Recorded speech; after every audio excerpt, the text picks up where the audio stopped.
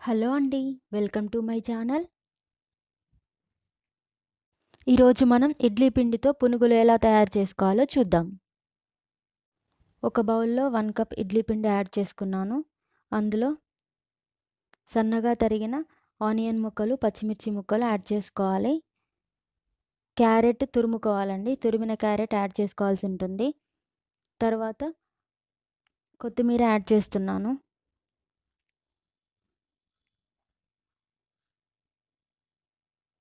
తర్వాత ఒక table spoon మైదా పిండి యాడ్ చేస్తున్నాను.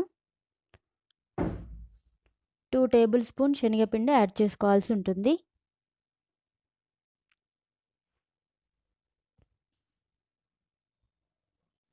తరువాత 1 టేబుల్ స్పూన్ కారము, మీ రుచికి సరిపడా ఉప్పు, కొద్దిగా వంట సోడా వేసుకొని బాగా మిక్స్ చేసుకోండి.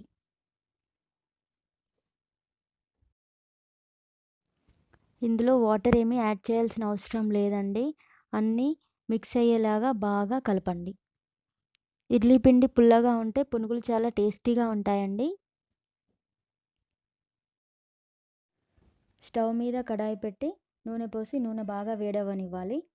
చూసారు కదండి, ఇలా కొంచెం పిండి వేస్తే పైకి రావాలి. సో నూనె బాగా వేడైపోయిందన్నమాట. ఇప్పుడు మనం ప్రిపేర్ చేసుకున్న పునుగుల బ్యాటర్ని అందులో చిన్న చిన్న బాల్ సైజులో నూనెలో వేసుకుందాం. మంట లో టు మీడియం ఫ్లేమ్లో పెట్టండి, లేకపోతే పునుగులు నూనెను బాగా పీల్చేస్తాయి.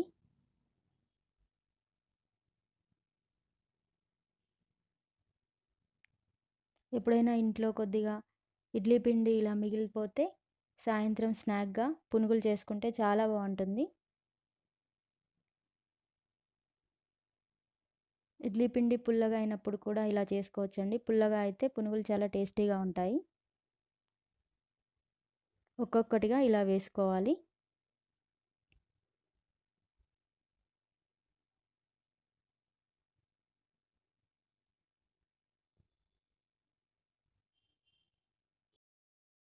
పునుగులని అటు ఇటు తిప్పుకుంటూ గోల్డెన్ బ్రౌన్ కలర్ వచ్చే వరకు ఫ్రై చేసుకోవాలి.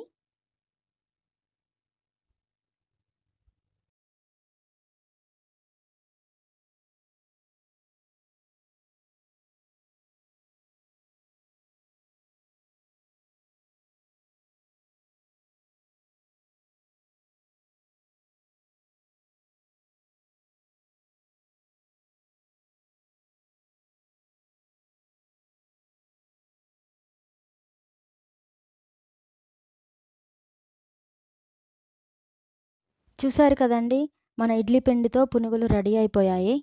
చాలా ఈజీ ప్రాసెస్ కదా.